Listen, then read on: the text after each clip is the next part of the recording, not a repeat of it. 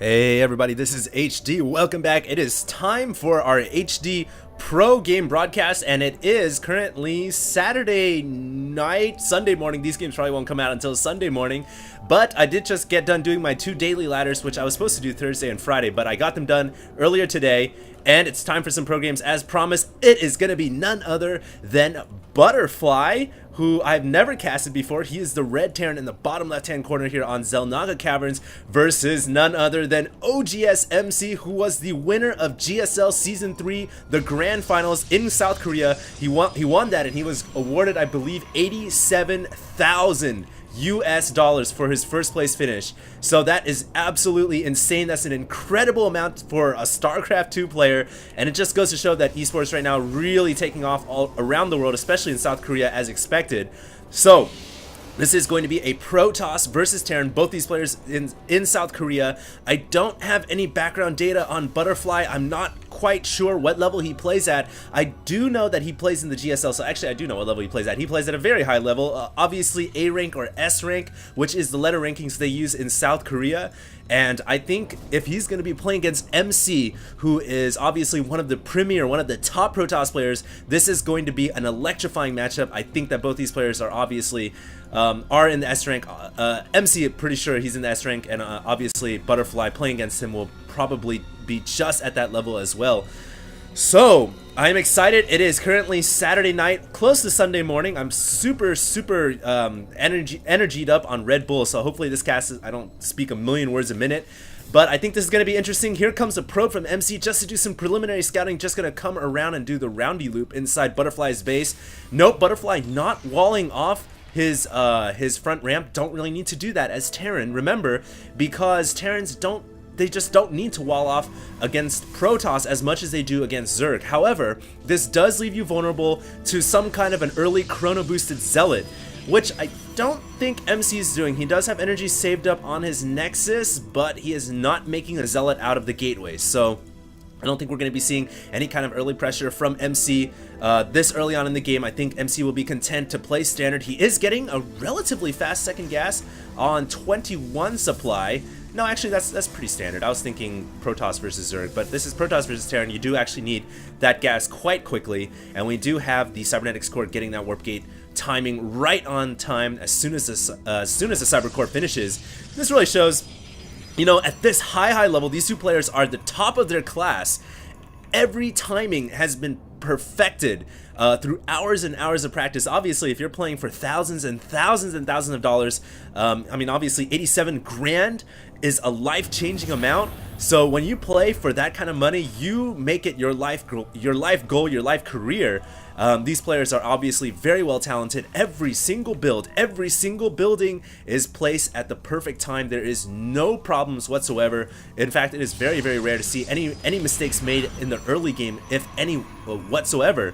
So we did actually just see the SCV taken out, and let's go ahead and take a look at what Butterfly's caught so far against our GSL Season 3 champion. He so far only sees one gateway, does not see the robotics facility, so we are going to be seeing an early Robo Bay from MC, which I would be inclined to believe this is going to be some kind of a 3-gate robo attack.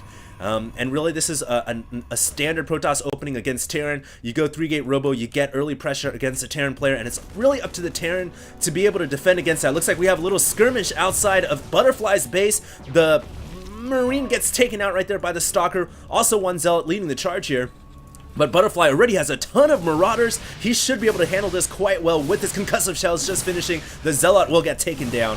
Down it goes, and its spirit lifted to ire. Back at Butterfly's base, he only has 2 barracks, but he is going to throw down that command center, which is very standard right now. Obviously he already has concussive shells, getting stim pack now. This is the 2 barracks expand opening, which is extremely popular. The build order that I actually prefer against Protoss. I did a couple of daily ladders featuring this build order. If you guys haven't seen it, go ahead and check out any of my Terran versus Protoss daily ladders. I think they're about a week or 2 old, and the 2 barracks fast expansion, very good. It looks like Butterfly here is actually going to be aggressive. He was able to kill off a couple units early on, and note, wow, MC only has 1 more warp gate coming. This is not a 3-gate robo. This is a delayed second warp gate robo. So essentially this is a very, very fast robotics facility, very low emphasis on the warp gate units, and what this allows MC to get is higher count in immortals, but he's a lot more vulnerable in terms of just raw bulk army units. He doesn't have that many stalkers, zealots, nor does he have that many sentries. So I think this kind of strategy is more, for MC, is more inclined to get the expansion early on rather than getting attacking forces and rather than applying pressure to the Terran players. So yeah, as we can see, MC now getting his Nexus down. So he is going for what seems to be more of an eco-based build. Looks like the Marine using a stim pack. Did it see the Nexus? No, it did not. So right now, Butterfly has no idea what is coming from our Protoss player. All he has scouted is that one gateway, so he's really in the dark right now. I think he probably did see an Immortal, which means he kind of knows there is a robotics facility down.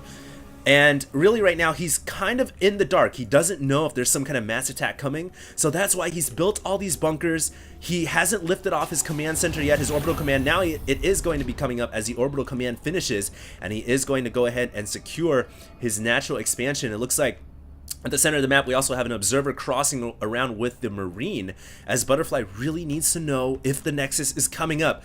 Do note also on the production tab, we have Robotics Support Bay on the way, which does mean we're going to be seeing some Colossus, and it's going to come down to the Terran player to scout this out. If he sees Colossus, he needs to get Vikings. If he sees Templar, he needs to get Ghosts. It's really up to the Protoss player, and it dictates what the Terran player needs to get to defend against that kind of technology route. In this case, Butterfly is going to want to get Vikings to deal with the Colossus, and it looks like the Marine is going to make its way in here. It's going to be a Hero Marine, scouts everything.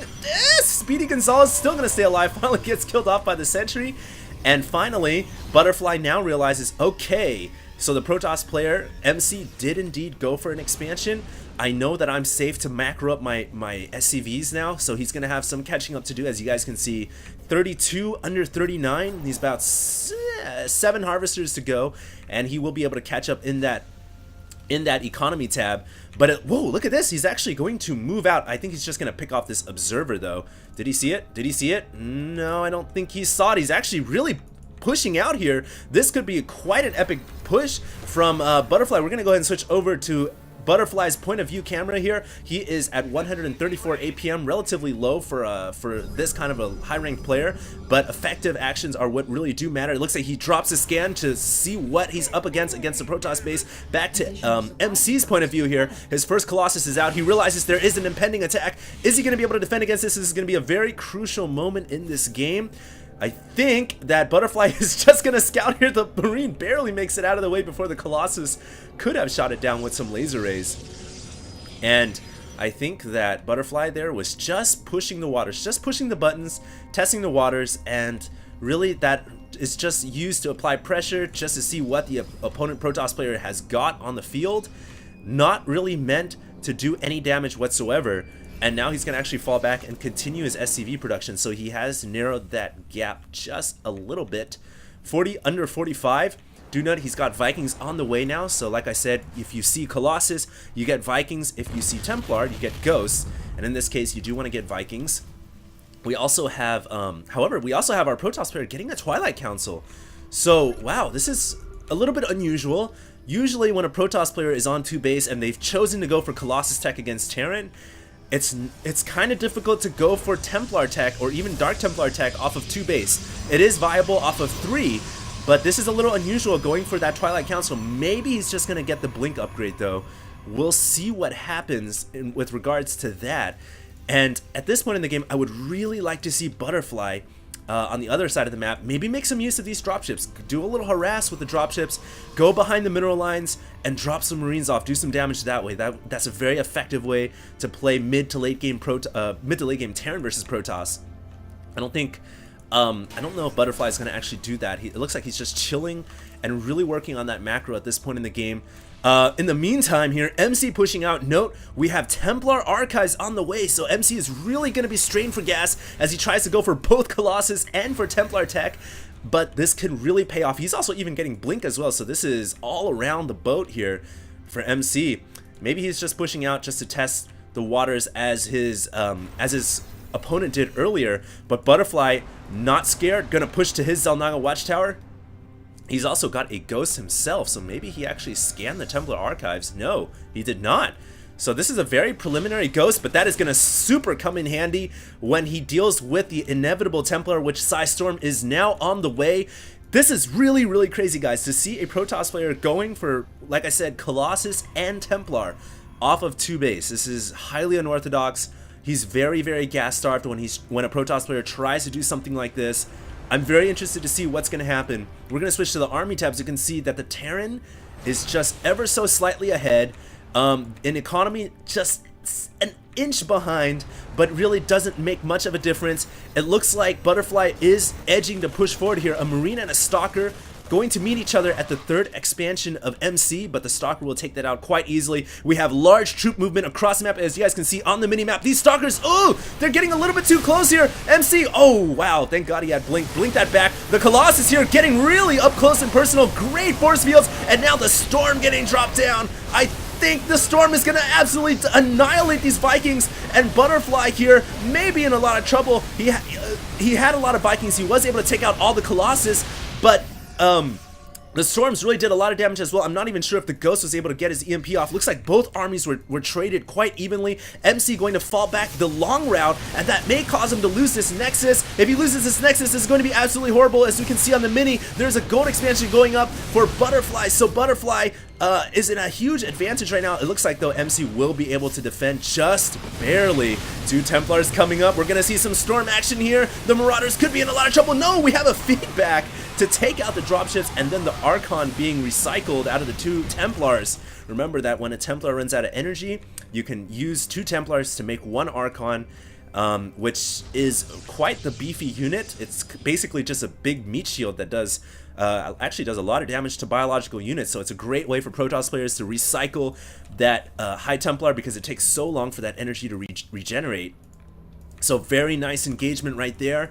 I think we're going to go ahead and take a look at the army tabs. You can see really no clear advantage at this point, but one thing that MC has to be worried about is the fact that Butterfly is going for the gold, whereas MC went for the backside expansion, so he is possibly going to pick off this expansion here. Butterfly needs to scramble his butt here to defend. The command center is going down.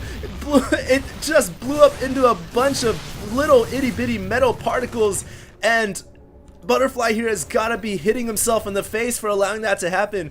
I don't think he realized that his expansion was getting hit, and that single blow right there from MC, that very well may have won him the game, or at least given him that edge that he needed, because I know for sure that if Butterfly had gotten this expansion up, Butterfly would have been at a huge advantage getting that gold income, which would have translated to a bunch more Marines and a bunch more Marauders. So that was a great attack by MC.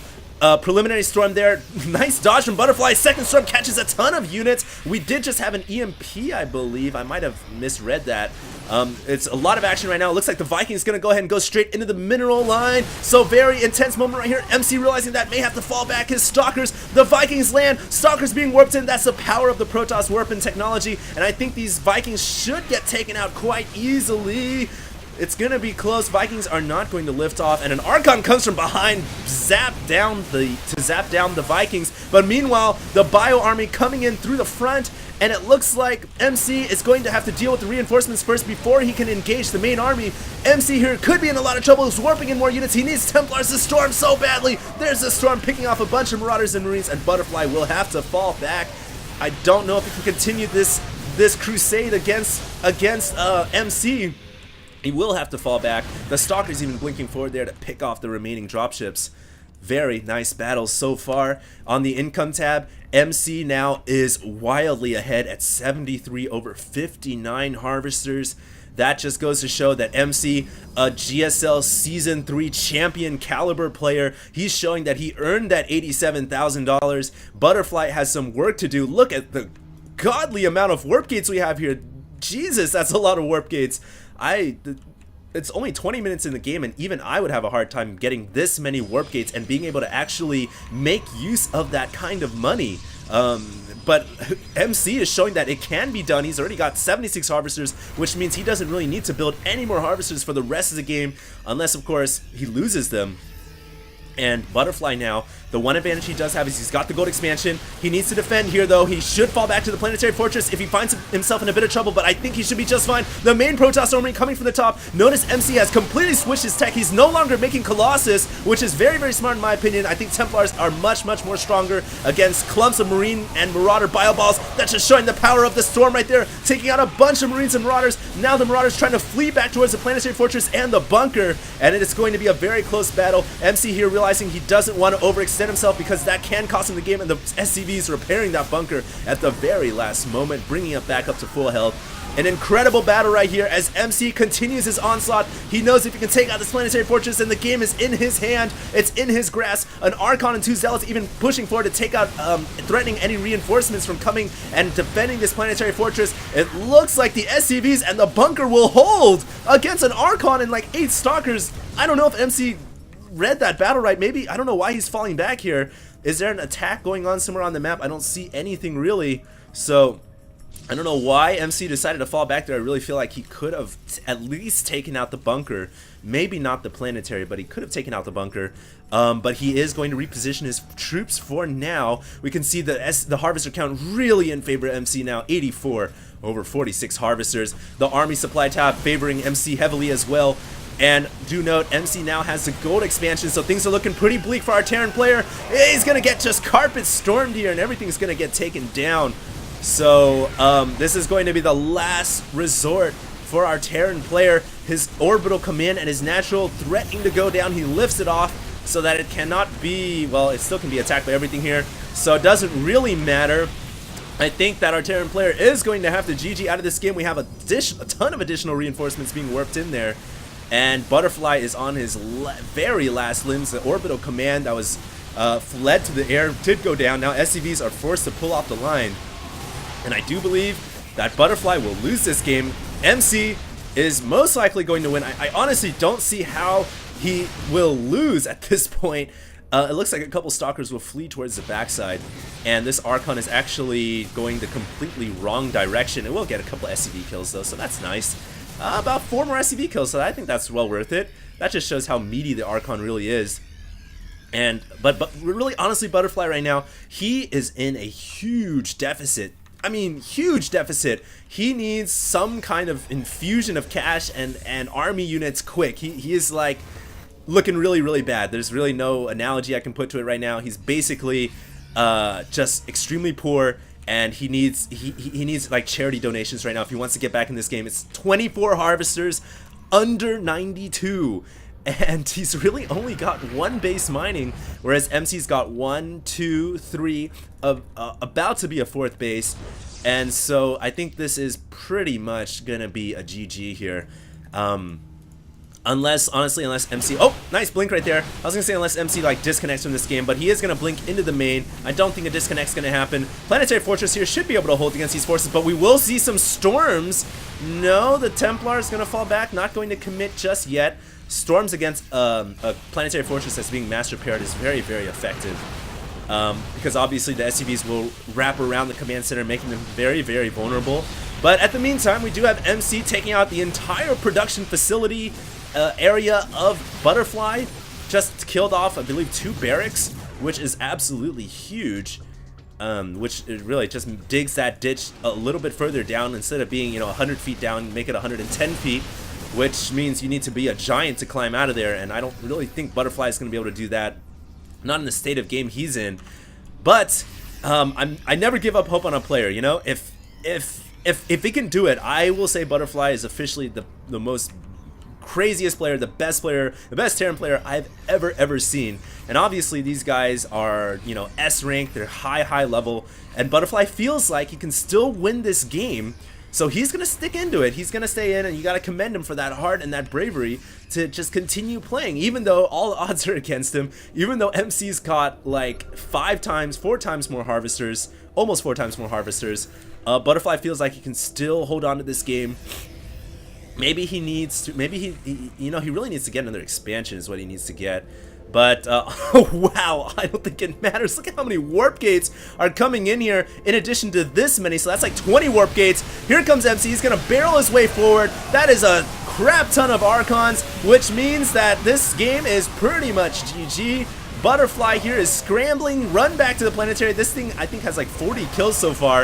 If this SCV wasn't building, we could see how many kills the Planetary Fortress actually has, I believe. Now SCV is pulling off the line, which is pretty much a sign of I lose, you win. 16 kills was the Planetary Fortress. And there is the Korean GG as Butterfly flies out of the game. So that was an incredible game. Very nice display by MC and a very nice game by Butterfly as well.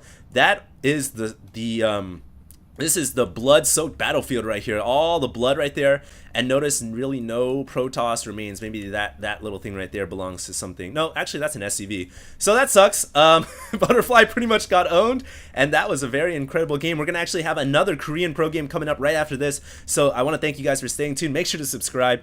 And much love to all the fans out there. Couldn't have done this without you guys. HD, signing out.